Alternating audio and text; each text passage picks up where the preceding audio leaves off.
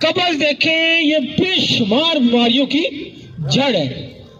اگر انسان کا پیٹ نرم ہو، اس کا سٹول بآسانی استفراغ ہو رہا ہو اس کو، تو بے شمار بیماریوں سے وہ بچ جائے گا.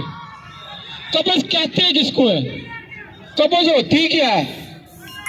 اگر بآسانی آپ کا سٹول سہولت کے ساتھ اخراج نہیں پا رہا تو دیٹ مین آپ کو کانسٹیپیشن ہے. اس کی بھی کچھ علامتیں ہیں. نمبر 1، آپ دیکھیں اگر آپ کا پیٹ سخت ہے، پیٹ سخت ہے تو سمجھ لیں آپ قبض کی طرف جا رہے ہیں. نمبر 2، اگر آپ کا سٹول سخت آ رہا ہے، ہارڈ آ رہا ہے، تو یہ بھی اس بات کی علامت ہے کہ آپ قبض کی طرف جا رہے ہیں. قبض سے پھر بواسیر، کولیسٹرول، یورک ایسڈ، ساری بیماریاں اسی سے ہوتی ہیں، سمجھ لیں. اس کے بعد اگر آپ واش روم جاتے ہیں، نمبر 3، واش روم جاتے ہیں اور آپ کو سٹول پاس کرنے میں that takes time more then 10 minutes, round about اگر آپ کو 10 منٹ تک لگ جاتے ہیں، اس کا مطلب ہے آپ قبض کی طرف جا رہے ہیں.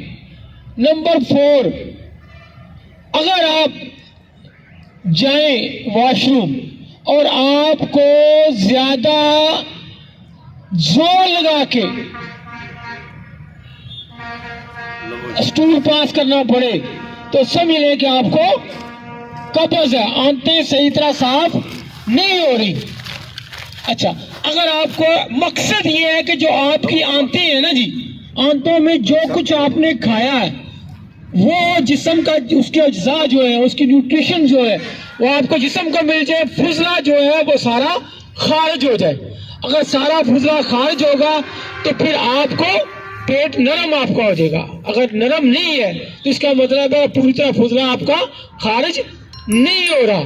اور نمبر 5ویں علامت، اگر آپ کو گیس بہت زیادہ بن رہی ہے تو اس کا مطلب ہے کہ فضلہ خارج نہیں ہے، وہ تفل پیدا کر رہا ہے، آنتوں میں رک رہا ہے.